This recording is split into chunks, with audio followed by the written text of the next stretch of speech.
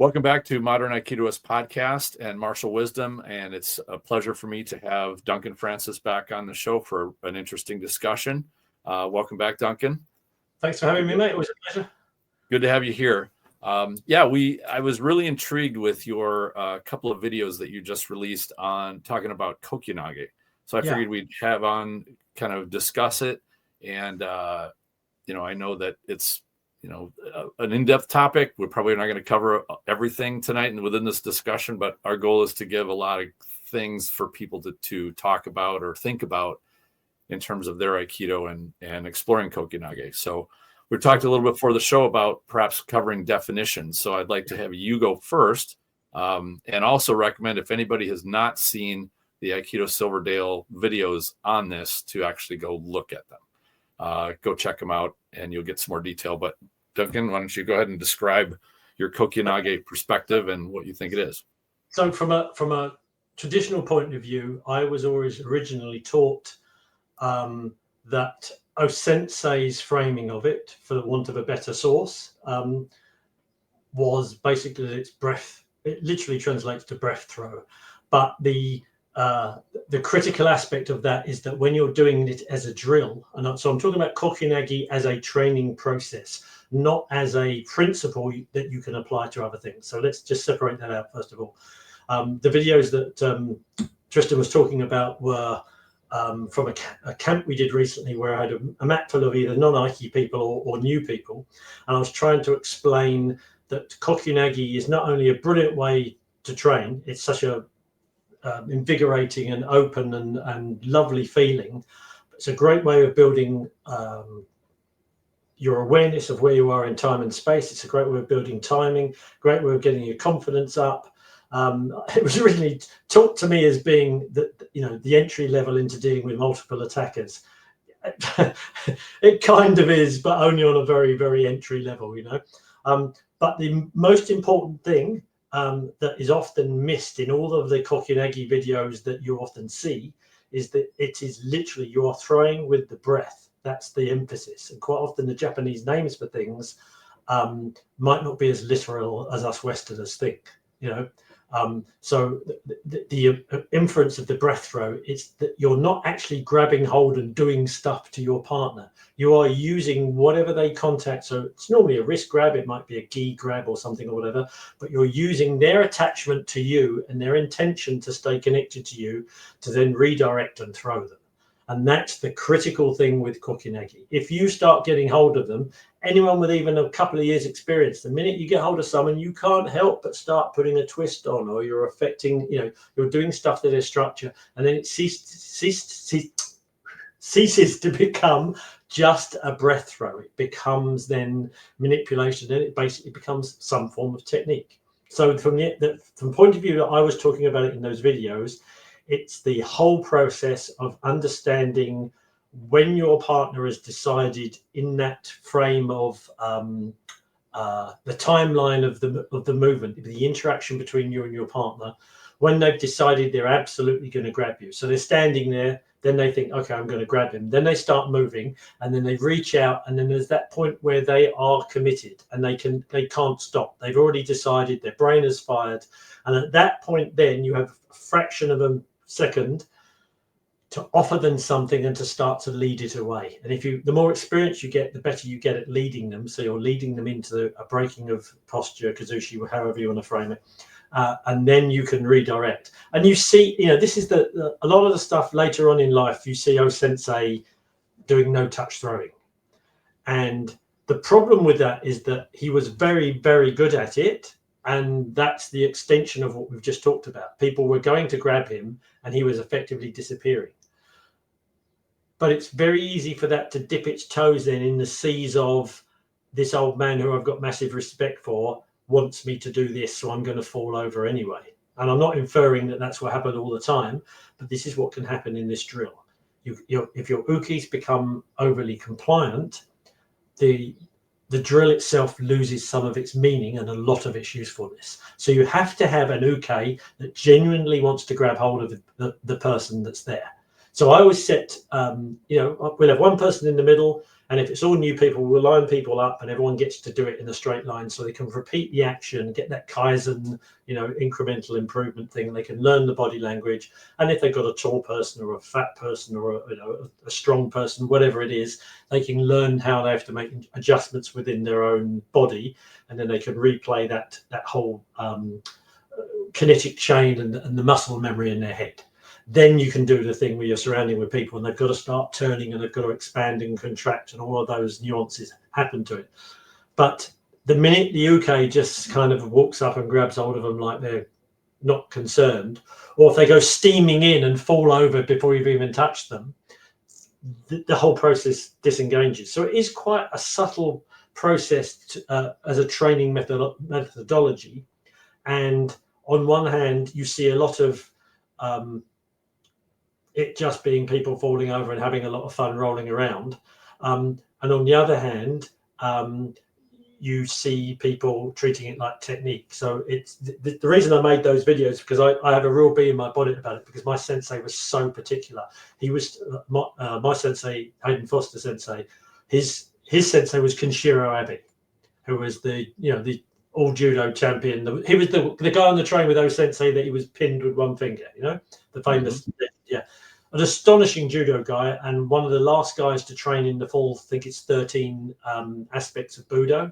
He could fire arrows and he could horse ride and swim in armor and all those crazy things. So he was a real old school, like samurai ideology.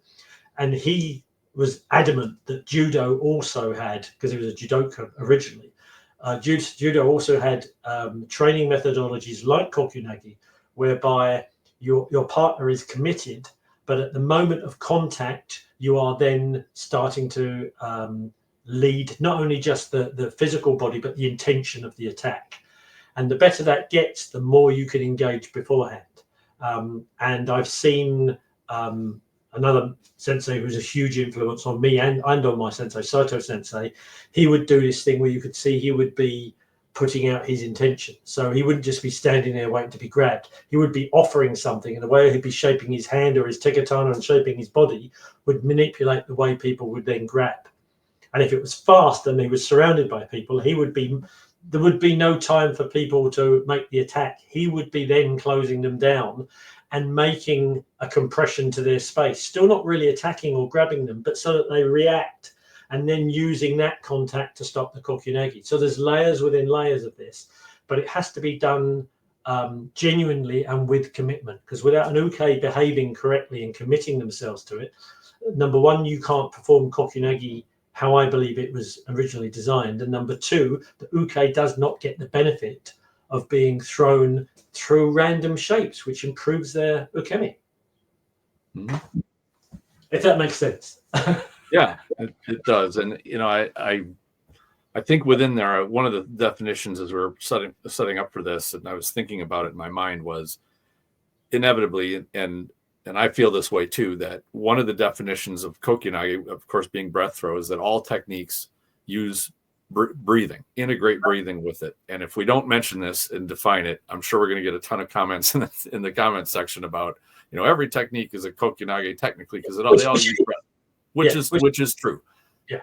When I was being taught, my instructor told me that oftentimes, in fact, most classes that Morihei Ueshiba taught, he would do essentially, or Tohei even loved this one, Funakogi, where you did the boat rowing exercise. And he would do it as a paired practice where you would have an uke that would come up and grab, and you would do the second motion where you would drop your body back and you would do your breath and you would drop. And it was just an exercise. It was a connection exercise. It's one of my favorites. It's fun to do both as nage and as uke. But to me, that was a Kokyunage, just as you describe it, a Kokyunage connection, movement, drill. It's really not a technique per se. However, what I found, and I found this one just in the last 2 or 3 years of teaching, was, and my instructor was very, very good at this, and thankfully he was, so that I could learn how to do it, which is to do a short body drop with the breath. Yeah. And anytime uke connects to you, or you connect to uke in the proper way. And it doesn't need even to be a great connection. It can be just any connection. And you drop, almost like you free fall drop your body, even a half an inch or an inch. You can have a tremendous effect on uke's body. You can buckle their knees. You can drop them to the ground. And where I found success in the practical application of that Kokyunage, if you want to, it wasn't even a nage. It was more of just a small drop. It was a Kokyunage shortened up, condensed. But I could take somebody, a small student that maybe only weighed 120 pounds, and I could have them execute that at the right moment, and it would take a technique and turn it just explosive. It could take their ikios and drop somebody to the ground. It could do a Russian Thai, and it could drop somebody onto their knees. And it amazed them, but it struck me when I looked at it through the practical lens that what you're doing is using your body mass and weight in the most efficient way at the most efficient time. Otoshi. Yeah, exactly. But it was, you had to integrate the breath. You got the same thing that I learned in that nice practice Kokyunage drill, where you're, dropping back, sinking your weight, sinking your hands, exhaling, and you can't do it without that good exhale. It just doesn't work nearly as well. The breath enlivens things, but it also allows people to link up their imagination and their body movement with everything. So the breath, and it sets up knowing when you can't do it, when you don't have the connection yet, and then when you do have the connection, and then you can trigger it and it drops, and that combination is just fantastic. It's we did a camp a couple of years ago, and Clyde Sensei Sutton, who's one of our seniors in our organization, he showed an old Toi exercise exactly as you mentioned, with the pairs partnered from Funakogi, but with the partner with stiff legs leaning back against the wall, and then they hold on to you with their body weight, and then you use that Funakogi and the hip rock to basically bring them forwards, and then the same thing to lower them back. So it's not just a dynamic explosion. You're learning how to set the flow up through your feet. And if you watched everyone doing it, it was all in the shoulders for the first couple of times, and then it slowed down, and then you realized everyone was going, and you could see them all linking their breath and it coming up through the feet, and the pelvis is going under. Great exercise, really good. There's a little video somewhere on the channel if people are interested. It's a really interesting. It's revealing as well, because you can get a really heavy guy and a small person can move them, which is surprising. Yeah, it really is. And the second one that I remember enjoying and always getting great responses from all of my students, no matter how big or small they was we just always called this a pump handle, but to me this was Kokyunage all day long, and we taught it. I found it best in two phases. In the end, it's basically a one motion technique, but it's a difficult motion to get the timing of. So to set it up, we did it in three, and we always called it a pump handle. And it started much like the Funakogi, but you step back and you inhale and you bring the hands up that uke is grabbing, and you get them tipped just a little bit towards you, like just so that their toes are starting to grip the mat. So you go down a little bit to get them to lean forward a little bit onto the toes. Then you come up, and then you bring them forward a little bit more, and then you do a ballistic drop. You do that exhale all the way down to the ground, and it creates it's just an exercise. It's not meant to be a throw, a technique throw or a practical throw, but it's a great connection drill and a great timing and feel of the connection and the balance and the kazushi aspect drill. And then when you get good at that one, then it can just be drop. You just tip a little bit and then do the drop, and it winds up going. And for those people, go ahead. Yeah, sorry. I find if you, I've watching the recent sumo basho, which has been really excellent. Some very, very good technical sumo, and the majority of what you see is based around. Obviously, it's all kazushi, but it's based around that otoshi idea. So much of it, and because they are all so good. So that movement of the arms, and then the straight drop down. it's very similar to hiki or toshi, which is a sumo, also a judo thing, where you're basically you're thrusting the arm down. I think that's the name. Someone could correct me. But so many of their techniques basically are involving you moving so that there's a hole in the partner structure, and then basically doing what you said. They just allow gravity. You can see they don't push. They release their knees and they let their 140, 180 kilos. Yep. Gravity gets hold of it, and it just gives them the compression. And no matter, even though these guys have got thighs bigger than all of my family, once they're into their toes, they go down. And that's such a big dramatic demonstration of such a simple principle. Yeah, absolutely. And what I really loved was in studying my bit of catch wrestling and playing with that. They have a very similar technique. It's more utilitarian and less like elegant and smooth. But what you do is if somebody grabs your wrist, you kind of step off the line and turn about 90 degrees. You grab their wrist with the other hand, and then you just drop like you're setting their hand down right in front of their feet. Yeah. And it's the same ingredients. It uses a little bit of that kazushi, but it uses that body weight drop. And the funny thing is, and I love getting stories back from my students, and one of them came back when this was about 3 weeks after we were practicing this in class. And of course, once you see this done, you know that when somebody grabs your wrist and they drop, you bend your knees and you wind up basically just going to your knees. It's not really very spectacular. Well, he was a police officer, and he was apprehending this suspect, right? And the guy started to pull away, and he was getting kind of froggy, and so my student, he grabs the wrist and goes to set it down, and he said the next thing I saw was his feet passing in front of my face, like he didn't even know to bend his knees. It happened so quickly that he didn't adapt. And the guy, he said, he flew over into a pile of boxes that was like 4 or 5 feet away. Said I never meant it to be a throw, but when I took his upper body down and his lower body didn't go, it just inverted him. And but we would never see that in the dojo because, why would anybody in that knows I'd rather just drop to my knees than go flipping over the top. But when you're completely surprised, stuff like that can happen. There's so many fundamental principles in Aiki and in Judo that are poo-pooed when people see them from a training point of view, because it's allowing for cooperation so that people can understand the mechanics and the drill.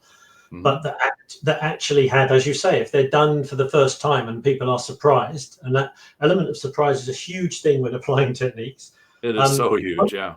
There's one of the people, shall we say, in our group that is on the Facebook group. They are in corrections overseas in quite a rough city, and that technique you mentioned is used by them a lot, as are versions of Sumiyotoshi and various other body drop, arm drop things, especially because most of the time there's 2 of them onto one person if they're having to arrest and control. And it seems to be ridiculously effective. I mean, it is, and so simple, and there are so few moving parts to it. And this is one, if I were to have one of the criticisms of Aikido, as much as I love it, it can be a little bit like jazz in music. It can sometimes be more complicated than it needs to be to really get the job done. I understand. And the simple is really, to me, the meat and potatoes of a practical art. And I love the intricate, complicated stuff as much as the next guy, as long as we don't do so much of that we forget what the simple really does and how to perform that without even thinking about it. The aspect of Kokyunage that I mean, you see people doing these amazing. There's a wonderful Kokyunage of Saito Sensei out in the field somewhere, and it must be early in the morning because there's mist at like waist height, and it's kind of, I mean, I think it's meant to look like a randori, but what he's doing is Kokyunage, and it is superb. His timing's amazing. They're all great uke, so they're all flying, and that's a great example of it done as a performance, as a demo to show its the power of the timing and the but the lot of kokyu I see now becomes just about the athleticism and it is still impressive. I mean, it's great that these people can take high falls and they can be bent double, and but I always worry when the underlying thing of the exercise, the thing it's trying to teach, the timing and the connection and the predictiveness. You're trying to predict where someone's going to be in a couple of milliseconds and be there and then be slightly ahead of that. The idea of being able to wait for contact and then accelerate ahead of where that person is going to be, so you're leading them into their toes or dropping them. All of these kind of little nuanced things that are so important in any martial arts training can go if people don't train with the right understanding, but also the right commitment to it. And it's very easy to bridge that and go from, this is like a bad Key Society exercise. No disrespect to Key Society people watching, but go from that to people throwing punches at each other, and because they're blocking it out the way and the person slightly lost their balance, that's Kokyunage. And for me, that isn't. It's got Kokyu in it, and it's got, but it's not Kokyunage as in what I'm talking about, if that makes sense. Yeah, absolutely. And, one of the things, because it's a connection exercise, and when I remember starting doing this, or when I host classes and I will do this as a drill, obviously when you begin with it, you usually tone it down, unless you're dealing with a bunch of experienced students that have already gone through this curve already. But you want to get the setup so that it's simple, it's easy to sense the connection when you have it, when you don't, when you're early, when you're late, and get that going. But as you go along, you want to graduate from that into, now you can start doing this with an unpredictable uke, one who's, movements are complicated. They're moving around on you, and you have learned how to get to that advantage connection position where you can get that kazushi and drop just very, very quickly, or without hesitation. And what I found is that when you first start, your mind is thinking, oh my gosh, this is happening at 100 miles an hour. I need to do this very, very quickly. But what I found is once you start to get comfortable with knowing where you need to be and when you can take that posture, your mind slows down because it's not rushing. Then your body slows down because it's not rushing. And now you're like the old wrestler, the older, seasoned aikidoka who they don't have to rush it, or a judoka, any of them. You don't have to rush. You see the opportunity. You take the short path to get to what's the easiest thing to get that connection, and you do that drop. Once you take that kazush, it only takes like a half second, not even a split second, if you know how to do it right. And then you just do that drop, or you get that tip and shift, and it feels like you're not doing anything. You're not using, like you said, the athleticism. Now you're using your wisdom, your setup, your experience. And it doesn't look like you're being a big explosive. And this is what I always liked about watching very experienced aikidoka. They didn't look like they were working hard. They looked like their ukes were having to work hard, which is kind of what we want, right? We're old men. We don't want to be trying to keep up athletically with, a young, vibrant person. We want very, very good smooth and smart. Yeah, but you can only get to that point where you have internalized muscle memory that allows you to then be slower, and it buys you more time. It's the same learning a musical instrument. You give someone a guitar and say, there's a jazz band over there, get stuck in. They've got to do 10 years of chords and scales and arrangements, and you've got to have that stuff to the point where you don't have to think about it. It's the same with martial arts. And so if you want to get that, and apply it we're talking about doing this as a drill and having to go through that. Imagine then to make the jump that a lot of people were talking about recently, where they're talking about using Kokyu or Kokyunage principles, shall we say, in a martial sense, where you're blocking punches, or you're deflecting an incoming attack and turning that into something where you're in a position of advantage. How do you get from zero to hero? You have to have a drill where everybody understands the rules, everybody understands what everyone's roles is, and it's performed in a disciplined manner and over again. And the problem is that Kokyunage is so easy for it to just get woolly and airy-fairy. In my dojo in the UK, in fact, most of them I taught at always finished with Kokyunage. It was the end of the class. And everyone, it was a great kind of big, expensive thing. And you all went 200 miles an hour, and it's wonderful. When you bow out, you're all sweaty, and it's, great way of finishing with an uplifting thing.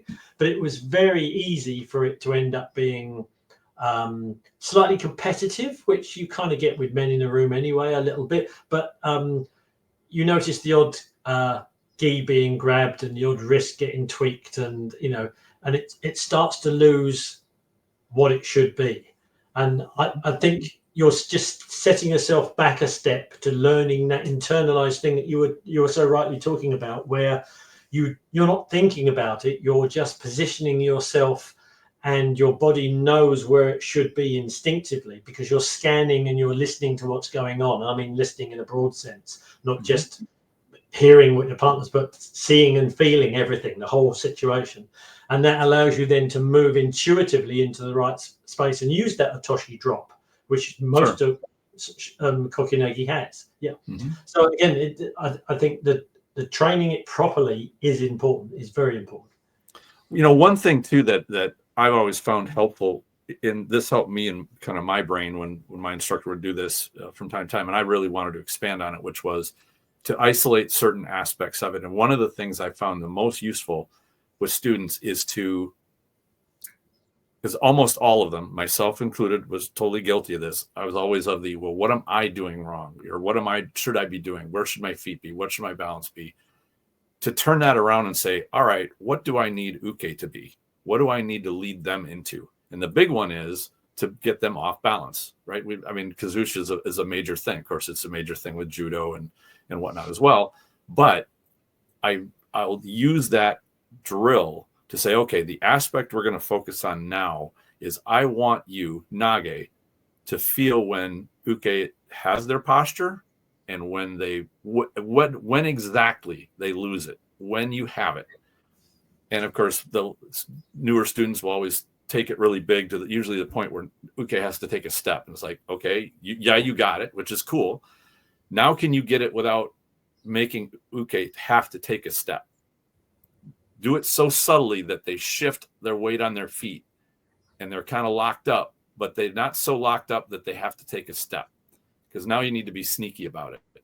Yeah. And I'll usually start it out with, okay, uke, you say, just state like yes at the moment you feel that your balance is taken, and go I have them go 20% speed slow, so you can get that tactile feel of what uke's posture is like. Or I'll start them out and say, okay, uke, grab Nage and ask Nage, what does their posture feel like? Do they feel solid? And initially they'll say, yeah, they do. Like, okay, move a little bit. Now do they feel solid? Well, yeah, and then you reverse it, because then they can feel when they get slightly tipped, and you kind of get granular with narrowing down that touch, because the really good Aikido practitioners, they can take your posture so subtly you don't even really know it, but they know it, and they know what to do with it when they get it. Like, to me, that's a huge component of a highly skilled either aikidoka or judoka. They both can do that. Yeah, because it is everything. Yeah, and it when you have somebody's balance and posture, it does take control of them, and when you can do it without them even realizing it, that is truly magnificent. I'll tell you a story. Back in the day when I was basically Soto Deshi for Sensei Foster, so I'd drive him around everywhere, and most of the time I was his uke. There was another guy, Brian, sometimes with us as well. We'd kind of swap out depending on what was going on, or who had recently been wrecked by him, and you'd be, you go to a seminar and be other senior sensei there, and they'd see him throwing us around, and quite often they'd ask you up because they figure, okay, look, these guys can take it from me. I can, I'm not going to hurt anyone.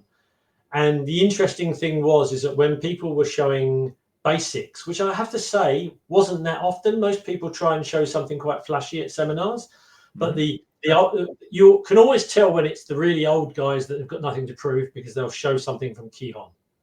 It'll be an absolute basic technique, because they've got confidence in what they do, and they know it's the root of everything. They know they don't have to impress anybody. Yeah. So Sensei Foster was one. Chiba Sensei was another. I only had the pleasure of working for him a couple of times, but he was astonishing. The other Chiba, no. Oh, Obata. Sorry, the Canadian Obata Sensei Osamu, lovely guy. Also, all had this particular thing when they offered you a wrist and you took it and you good contact, and within half a second you could tell they've either expanded or contracted or dropped slightly in their posture, little bit of a toshi, rotated their hips, bit of maki or whatever, and they'd just taken the slack out of your arm and you realized that your instep had started to collapse or your weight was into your toes. Now, it wasn't Kazushi in the extent where you were falling over, but you were definitely compromised. You were no longer in a neutral position. So even though they were demonstrating and talking, by the time they actually started doing the technique, you were already pretty much on the way to being gone. And they all did that, and I'm not sure any of them knew they were actually doing it. I don't think any of them consciously did it. You know, I know exactly what you're talking about because I felt the very same thing. And I know, and I wanted to brought this idea to mind, and that is, you know, when people watch or even they experience a demo like that and they go, well, yeah, but that's not like being in the middle of a fight. Consider this for anybody who's had that thought. And I know I've had that thought. A great deal of civilian violent interactions aren't like they are a fist fight in a prison yard. Oftentimes they are somebody grabbing your arm, or they put their hand on you or something of that nature, where if you could just connect with them and shift a little bit, yeah, fists may not be flying, but you can start to get control of their balance or posture. Maybe somebody's starting to get agitated and you don't want to start into a fight, but you feel like you need to be in a position where you could start to control their body if they escalate any further. Absolutely. And that can be done through touches and things like that. And I have another friend of mine, yet another police officer, and he was at some kind of a party. He said this woman that he was dating, that they were there, and this kind of drunk guy went over and started getting fresh with her, and he sort of stepped in the center in between them. He kind of got on the guy's side. He put his hand, behind the arm, like he said it wasn't a forceful touch though, but he started to talk to the guy. He said, this woman's here with me. And he just kind of walked him out. Did he take this guy's balance? I think probably he did. This guy who thought he was hitting on this woman suddenly had a guy talking to him. He was no longer, he was in a different dialogue than he expected, and he was being let out, not in a forceful way, but my friend was in a position that if the guy had started to get physical, he was in an advantage position and could easily have controlled him without hurting him or without getting into a fight. The fact, as you say, your student took him on the underside of his arm, like an outside underhook. Just the fact that he chose that already put him to the outside of that guy, which you could argue disadvantages that guy's potential for fighting because it's closed off his center line. So exactly, and that's the one thing I think these things and justify them. But yeah, absolutely. Yeah. As we look at our art, and if we look at it as a set of techniques, we're looking at only a tiny fraction of what it really is going to be to each practitioner. And in that case, there was a bit of a chess game, and it never got to a violent kind of situation because he never presented that opportunity. If he'd have puffed up his chest and said, get away from my woman, what are you doing? And they've got nose to nose, it's a crapshoot. Who's going to shoot first? Who's going to take the first shot, or to get into a heated exchange? But it included the physical, the getting off the line, connecting to the person, all of the stuff that we do within our technique, whether we're doing Kokyunage or not. And that could have easily been a Kokyunage, had it been necessary. But it abided by what I think is a principle of Aikido, which is a appropriate level of response. Absolutely. Yeah. And then within a civilian realm where you're not going to a level 9 or 10 physical combat, but you're playing that self-protection chess game so that you don't get there. And if somebody does want to escalate, you've already put yourself in a superior position that you won't have to be have the flawless response to their first attack, which is always concerning. So you've opened up another tangent here. One of the aspects of Kokyunage that I always found fascinating was the idea of leading. My sensei, especially when we were doing weapons pairs practice, sometimes like the Kumijo or the Kumitachi or whatever, he said, once it gets a bit tasty, Dunk, he said, there's a lot of leading in there. He was an old Cockney guy, and I could feel that I was being drawn towards him, but I wasn't quite sure how he was doing it or why I was letting that happen. And that was a fascinating thing for me. And obviously in Kokyunage, there should be leading. You're offering, you're offering the target, you're offering whatever it is, and then not just standing there. It's like dropping a bait down to a fish. They're swimming towards it, and then you start to lure it slightly away, right. And then that makes them commit, and their weight's into their toe. And I think any situation, especially if you're trying to go through the de-escalation and the conflict resolution aspect first, which you would hope is Aikido, all of us would try and do. Obviously, in some situations you can't, but there's an element of you having to put something out there first to preempt what else might come, and to give them something to react to rather than just letting their anger or their predetermined bias or whatever has caused the trigger carry on the emotional content path that may end up in the violence, if that makes sense. Yeah, that's exactly right. And that's what I wanted to lead into, of the important factor of the lead and the engagement. And if you think about that, we often, this all kind of makes me cringe when I see it, when I see drills done like this, where Nage stands there completely static, offers a hand, and just sits there and waits for Uke to connect, as opposed to what I think is the better way to do it, which is that Nage has the intention of connecting to Uke and moves in and expresses that intention, still extends the arm.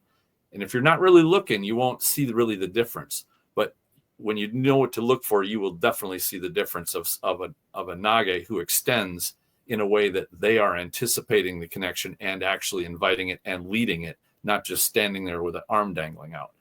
And this is one of the parts that when I will work with these Kokyunage drills and exercises, to say, to tell my students, they need to see this and to actually do it. Make sure that you are in control from the time you lay your eyes on Uke. You are actively maybe moving a little bit closer to close the range to make that initial connection. And you should be, even though their fingers are wrapping around your wrist or whatever it is, you should grab them. Their fingers may be wrapped around you, but you manage that connection by moving a little bit into them at that moment. And by doing that, it changes how much control Nage has. They don't have to regain control or get it back from Uke, who took it in the first place. They're getting it and taking it from pre-contact. And I think that's a very important. Now, absolutely. It's granted more of an intermediate to advanced concept, but it's a crucial one. Absolutely. I agree 100% with you. Obviously, our organization, we cross-train as much as we can. Every seminar we have has instructors from multiple arts, and that's kind of our way of getting cross-pollination. And for the senior people, especially all the old buggers like me, it's a way of us getting new input, right. And you don't stay stale then. You don't have just one person's ideas filtering down and being repeated 100 times and misinterpreted.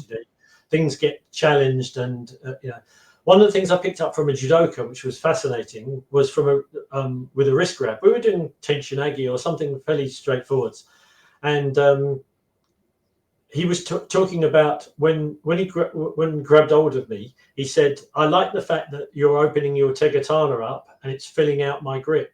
Now, I wasn't aware I was doing that. I know, because I'm fairly slightly built, that I'll always open my hand up because I know it just thickens the wrist up. It doesn't, and my energy doesn't kind of stop at the grab. Then I can go through it, which means my wrist is a fulcrum rather than just the end point. It stops you pushing and pulling. you've got that lovely leverage thing. But he also said, did you know that when you're doing Nikio and when you do Tenchinagi, you're connecting with different parts of my grip? And I'd never thought about it before. And I'm thinking back to how I used to grab my sensei and what that felt like. And that must have been what he did. And just subconsciously, it's something I've just picked up through just from mimicry, because that's what I was feeling. I've never consciously thought about this. The idea of, like in Tenchinagi, you're actually cutting into their fingers because they're less likely to let go with their fingers than if you cut into the thumb, because that slips off. You've got the gap in the grip and you lose it. Things like Nikio, you're trying to connect to the underside of the hand here so you can roll the wrist over, etc. I mean, it's just, so you've got that connection, but it's your intention, as you say, even though they're grabbing you, you are then consciously connecting to them with strategy, shall we say.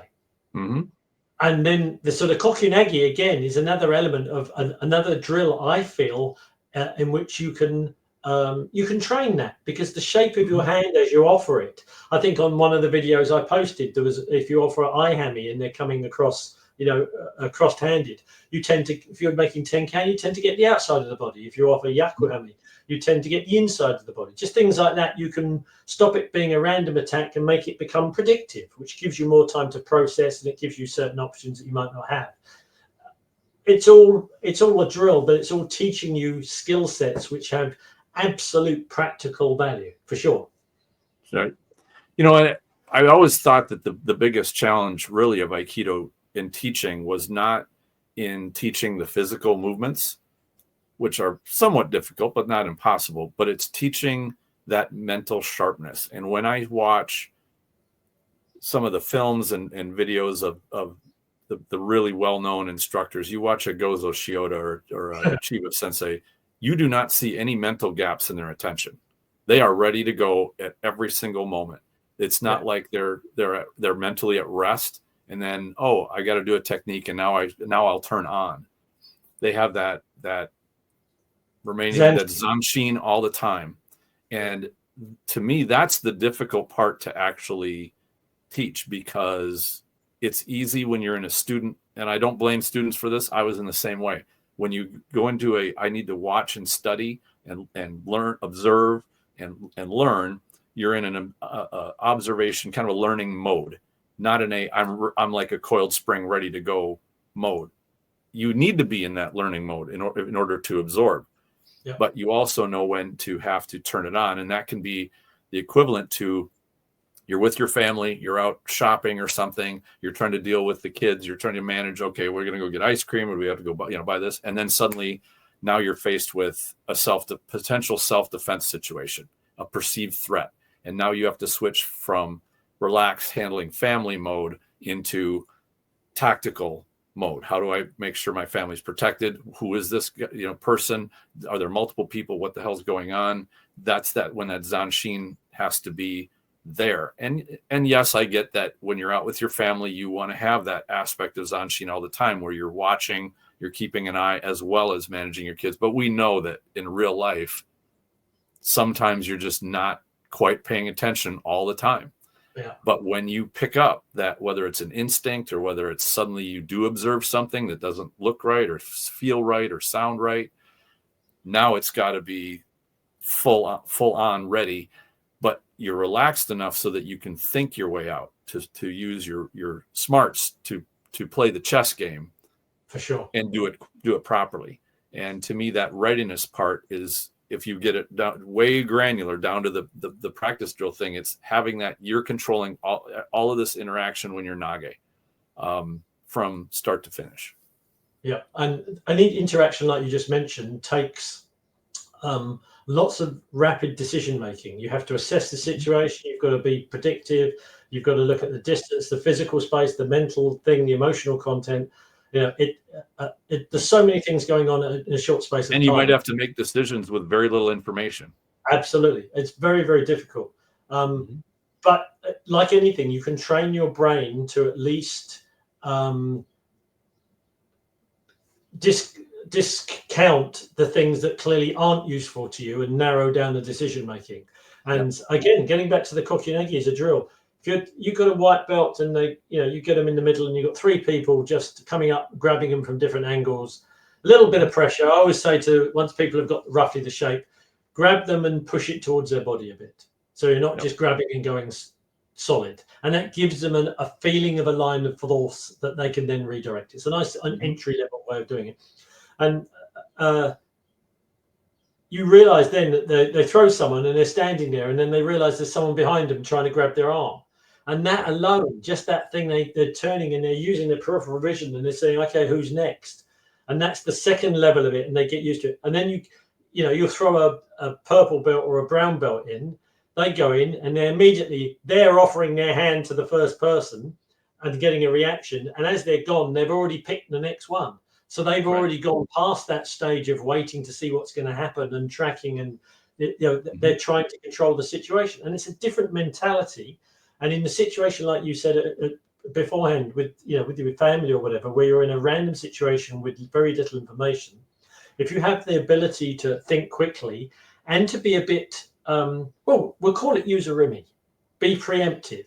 You can shut that space down. So at least if there is something going to happen, it's you and them rather than potentially your family or your, the whatever it is. You can close the space down and you can govern what the arena is to a certain extent. If there's someone at the corner of your eye, often you'll get people asking you, can you lend them $1 or what the time is? And you can see their friend going off to 90 degrees. That's happened to me several times in big cities when I've been traveling.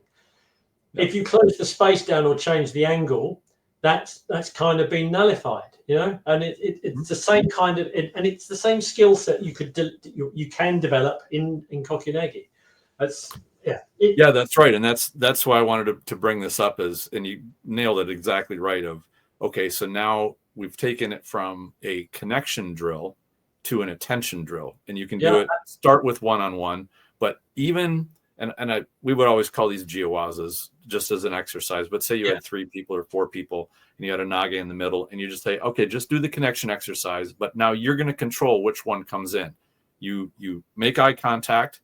So you're controlling. Now you're initiating. You keep your shodo seizu, that you manage that initial connection. You do your exercise drill, and then you immediately, even as the throw is going, you're thinking about the next one. And by the time the throw is complete, now you're turning and you're making eye contact with the next person, and you keep going. And even what I've found is even 45 seconds to a minute of that is a severe mental strain. Like it's a great lesson, and it's a great lesson for not just the physical part, because somebody does need to keep their feet, they need to be able to turn, keep their balance, all that stuff. That's good. But it really trains that mind to be, all right, what's the next thing I need to attack? What's the next thing I need to deal with? And to keep that tension for a period of time. Absolutely. And, without having to go full randori, it's not total chaos. It's not, into that severe stress zone. Too many people on the mat and it can get a bit cumbersome, but 3 I think is quite good. Maybe 5 is the maximum. But if you're doing it properly and there's some real energy there, then everybody, the whole group is engaged, not just the person in the middle having to do their thing, but everybody they're waiting for their next, when can I engage safely? If this person is going to be thrown, where is he likely to be thrown to? Do I need to move out the way? And everyone's shifting in space, and it's so good for students. Just their general. It's a fantastic exercise, but it is not just physically taxing, but very mentally taxing. And one of the things that I noticed as I started doing this, that I had to introduce to students, to say, don't just sit there in the middle and wait. You should be covering ground and moving. Absolutely, yeah. And, like a boxer where they talk about ring craft, about you need to figure out where you need to be an advantage in that space. Sometimes it's in the middle, but are you applying pressure? Are you going forward and making the other person concerned about them advancing on you? And to make sure that nages understand, they need to apply that pressure. You need to be closing distance. If you started out with, say, a pretty big circle of 4 people around you, and they've provided enough space that you can, the other uke doesn't go rolling into them when you throw them.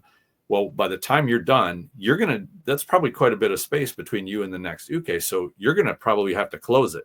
You should build that habit of, all right, what's my next focal point? I'm going after that. And when I taught students, and I remember coming up with the drill the very first time many years ago about this, I would take a student, I said, I want you to feel the difference of these two techniques. And you could do it on a Kokyunage or not. And I would stand there, I'd extend my arm, and I'd wait for them to come up and grab, and then I'd do a technique. And it really, the technique itself doesn't matter. And then the next one, as they would come towards me, I would walk towards them with my intent of, in my head of, I am going to deal with you. And I could just read on their face the difference. And when I would get done, I'd say, what was the difference of those two? And they said, the first one, you didn't appear to be any real threat at all, or not a threat, but I wasn't really worried. You were just standing there, like I could just walk up to you. But on the second one, when you started moving towards me, I started wondering what's going on here. I was confused, or maybe slightly anxious, or hesitant, or like that is that the mind exchange, or the mental conversation going on between two people. You want to have a potential attacker go, what is he doing? Why is he coming towards me? Should I be worried? I might be worried. I'm moving towards him. I was going to attack him because he looked like he was sitting there just not doing anything. And now he's doing something. I don't really like that. Like all those things, that doubt, you want to be able to create that. And I wanted to give them an example of when you do it properly, it should make the uke a little nervous. Like that's the intention. That's the mental kazushi part of taking control of that. And you can do that with those Kokyunage drills. You can include that and practice it in a way that's, I think, is very productive, as long as you don't let nages get too comfortable or kind of lazy, like they're just going through the physical motions. For sure. Yeah. No, I absolutely agree. Again, if it's trained properly, you can emphasize so many different aspects of it depending on your student group. I remember one session we had, and it was all seniors. Probably the most junior person on the mat was a 15-year person, and I jokingly said about, okay, we're going to do some multiple attacker training, and then did a really gentle Kokyunage. But the point was, I wanted all of the ukes to put pressure on the person in the middle. And what would be and this is the thing, you've set a criteria. What was considered a success was them engaging with the first or the second attack, and then ending up on the outside of that circle. So they went from being surrounded to having gone through that circle safely. And then they can carry on and have fun or whatever. But as long as that was achieved, that became towards what some of the people in the group were talking about. How is this applied in a martial way? That's still the same drill. There's no grabbing, there's no striking, there's no technique, but it's still the same thing. But this time people are looking to engage actively, close the space down, and they're strategically making their movement. They're not just leading them into the most obvious line of force or the most obvious kazushi. They're strategically moving so that either the throw takes the other person out or blocks their path, or it leaves a space for them to then body turn into, which then leaves them facing the four people rather than being surrounded by them. Sure. And again, that is a skill set, invaluable. How often do we train it? Not enough, probably. No. And I think there will be probably some people thinking like, okay, well, as a physical exercise, I can see the connection, stuff like that, but it's kind of a boring drill, and you can't really make it very realistic. And I would push back on that or challenge that idea, because it's not going to look or feel like a full-on fist fight, because it's not.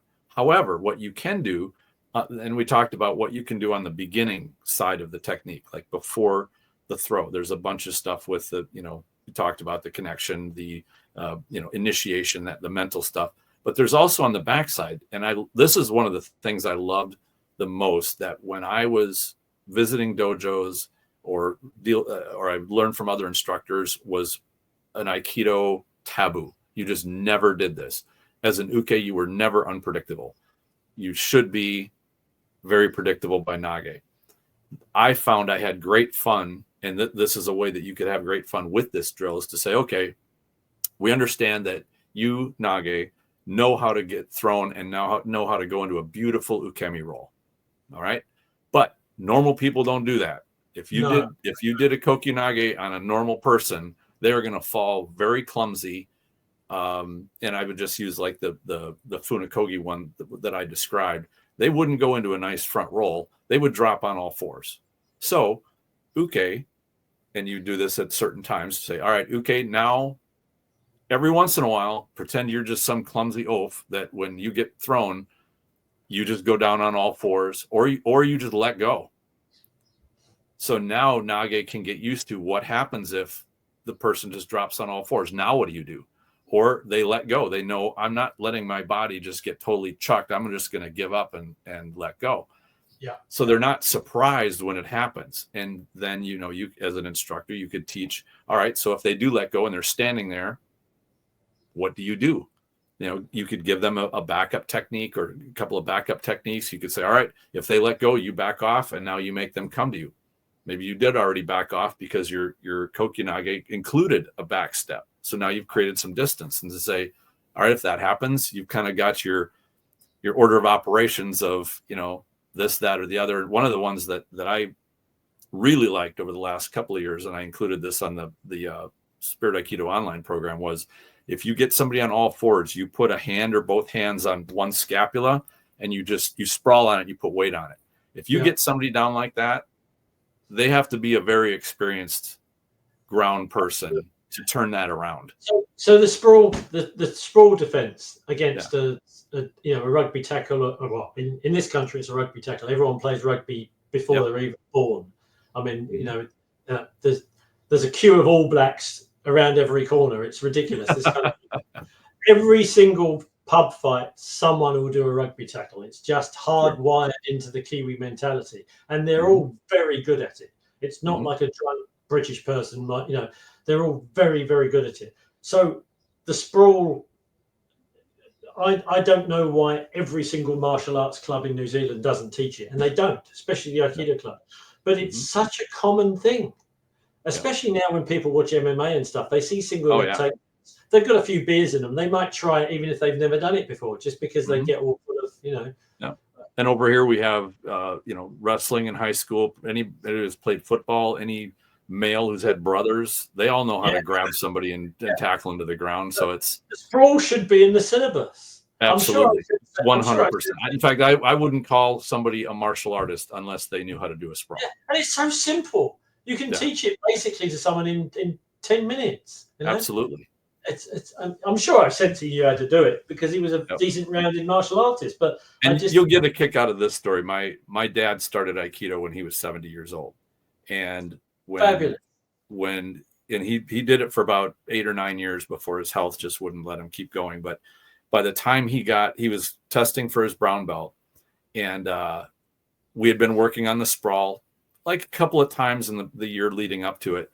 I actually had somebody before class go over without him even seeing it and try to grab him, and he dropped in a sprawl and just pancaked him. And because I wanted to know, like, okay, it's one thing to know when you're about to get tackled, you're about to get tackled and you know what to do. I want to know if you can do this in a split second when you have no idea what the hell's going on. And he did it. Like, it was, and then I at that point realized this needs to go into the curriculum and actually be on the yellow belt test. I want every one of my students within the first 8 months of practice to be able to do a sprawl and do it reliably because it's that important. So I totally agree with you. Kids, it's when our kids class, it's something that gets taught regularly. Yeah, because it's easy, it's fun for them, and it's a no-brainer.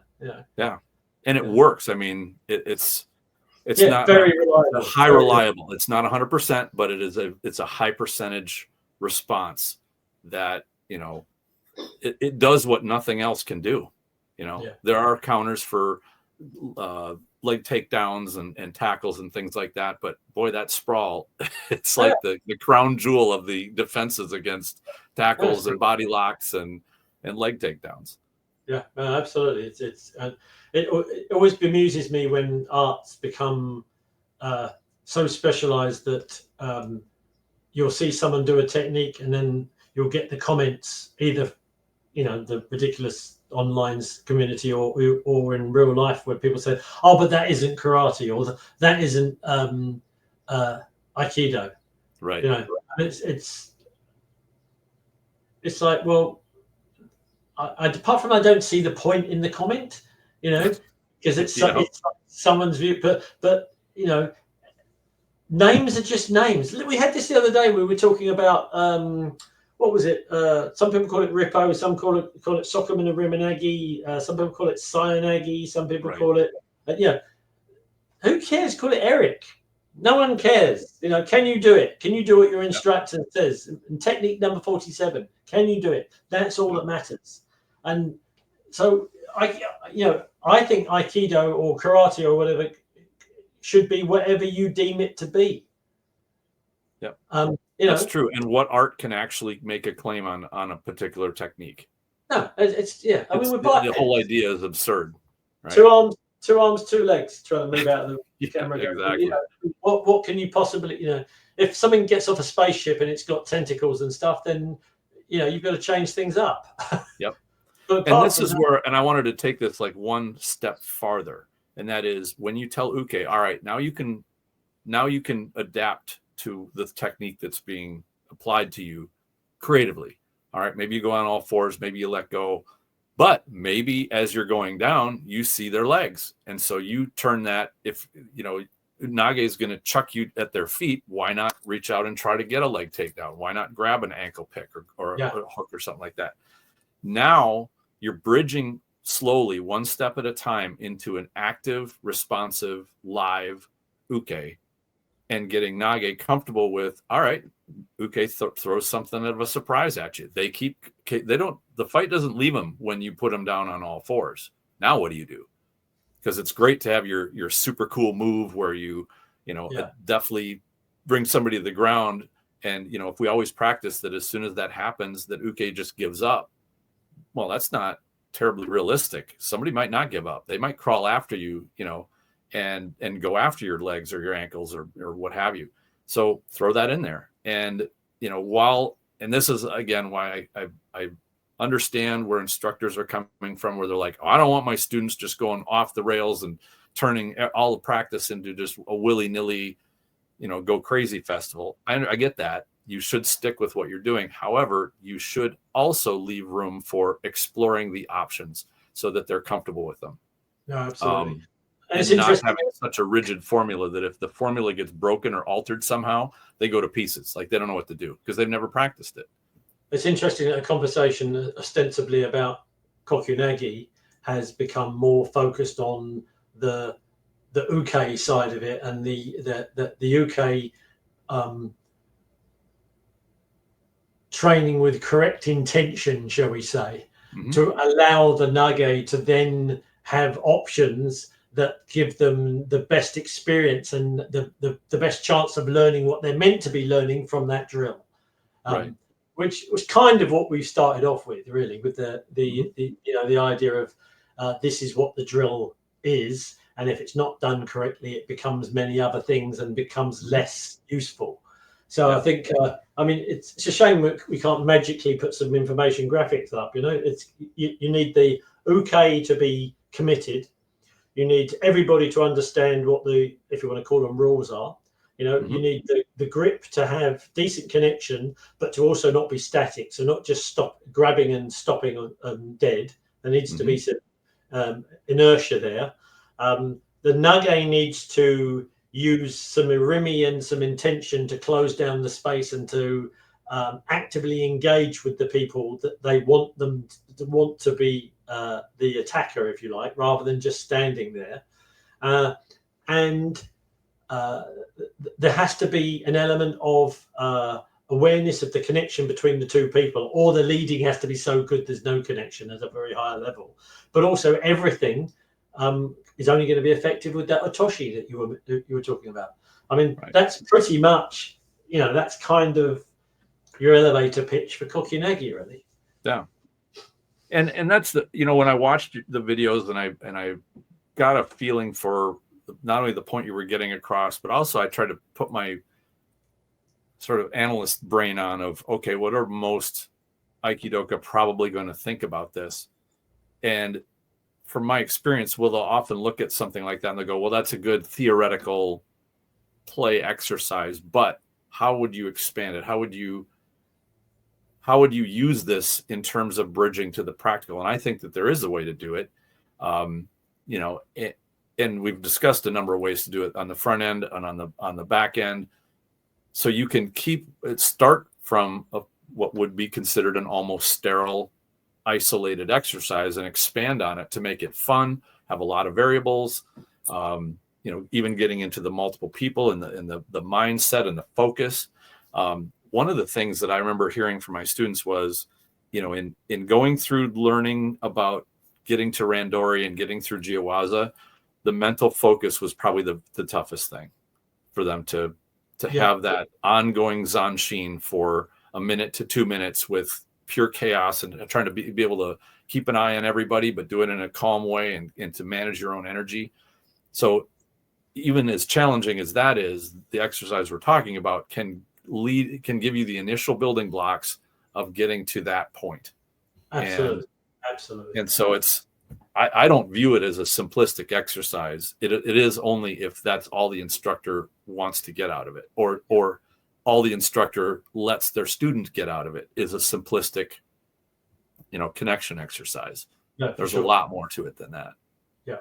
And I think, again, because people have seen the later, I was saying in his 70s, making big circles and people falling over for him, they think that it's something to do with leading key or something like that, and they're missing out all the other stages in the decades beforehand and all the stuff you don't see on the video that he would have done with those students that made them understand the other levels of it. You're seeing the demonstration, and that's why I try in my videos, I always try not to be flashy, because there's plenty of people doing super flashy. I mean, I can pick an uke that can fly and make it look great.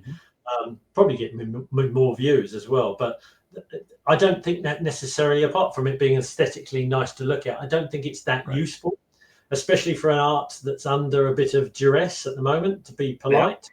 I try and be a bit more not simplistic, but biomechanical, a bit more kind of practical. I mean, I'm ADHD, so I can't help but be kind of silly little details man, but it's kind of it is what it is. I'd be interested, actually, if anyone watching, listening, whatever, if you do Kokyunage, I'm sure most people here watching their dojos do a Kokyunage, but if there's anything dramatically different to what the two of us have talked about today, whether there's another angle to it that we've not covered or that perhaps we haven't experienced.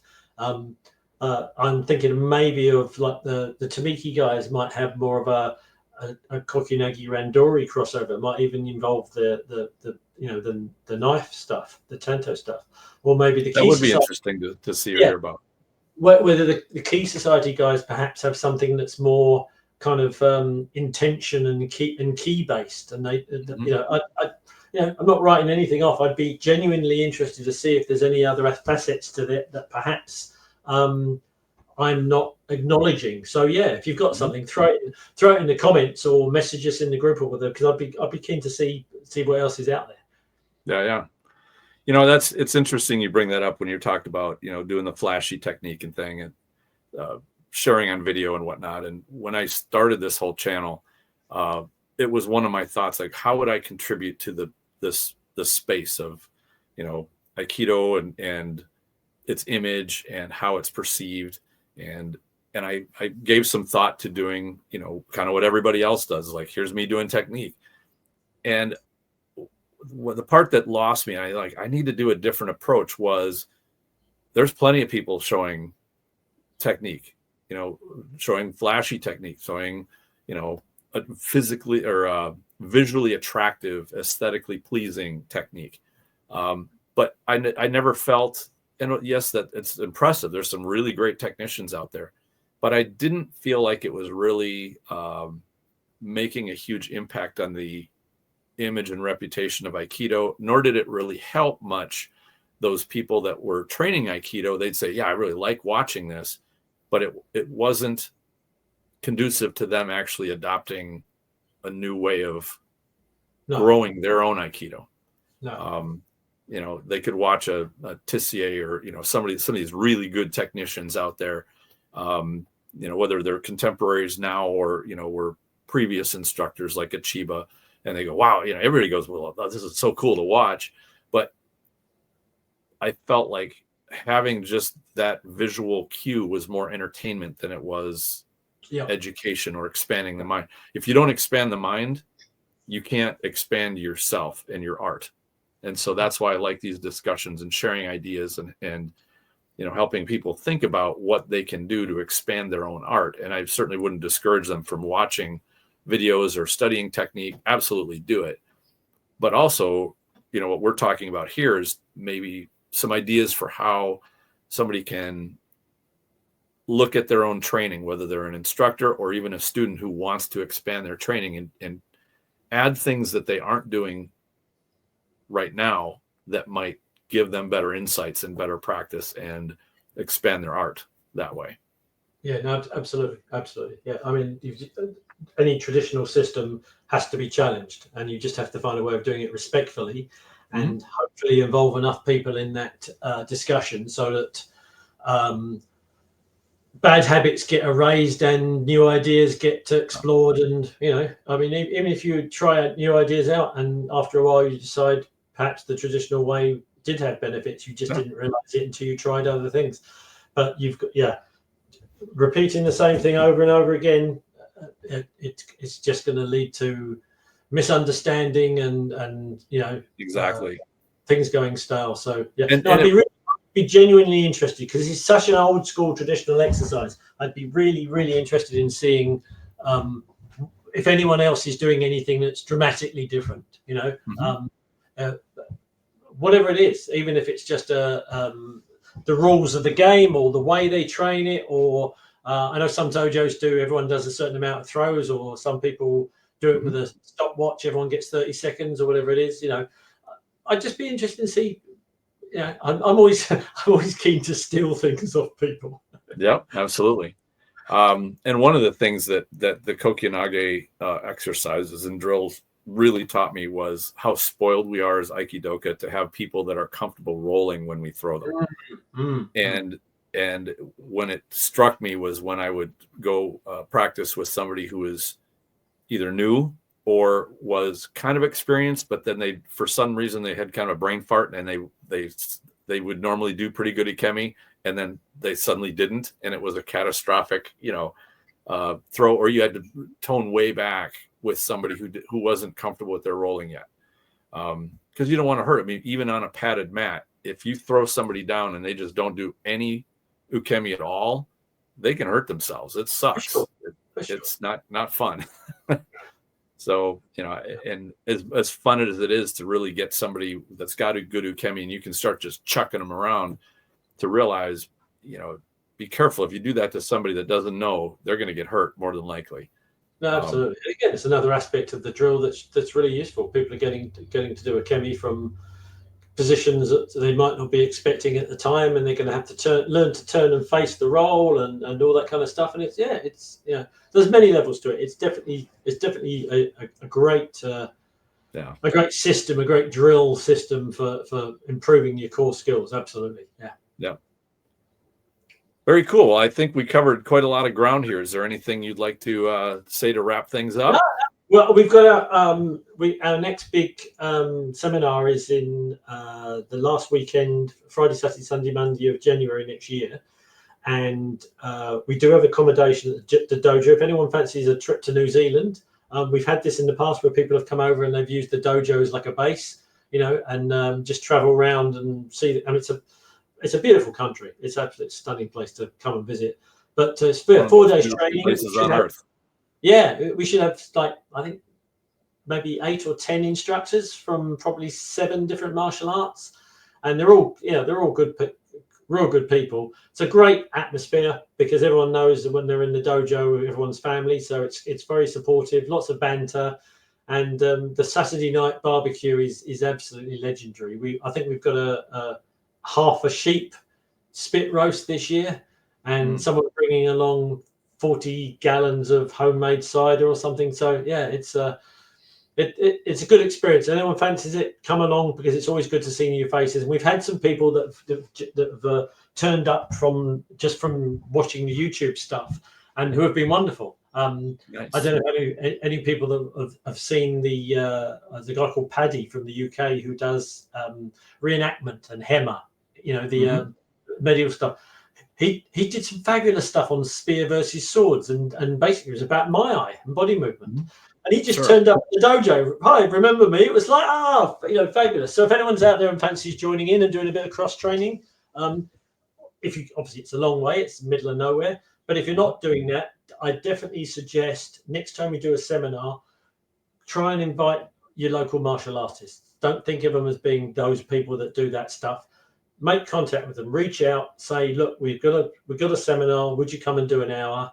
Make it clear that they're not just there to steal students and stuff. Right. Maybe set a theme, say this is the kind of thing we're working on, balance taking or timing or whatever, and get them to show their spin on it. Because I guarantee it will be of benefit for you. Absolutely. Anyway, fantastic. That sounds exciting. Yeah. So thank you for having me, Tris. It's always an honor being on, mate. I do appreciate it. And no doubt we'll talk again at some point. Yep. You bet, Duncan. Thank you for coming, and look forward to seeing more stuff on your channel. You're doing great work. Thank you, mate. Appreciate it. All right. Thank you. Have a good night.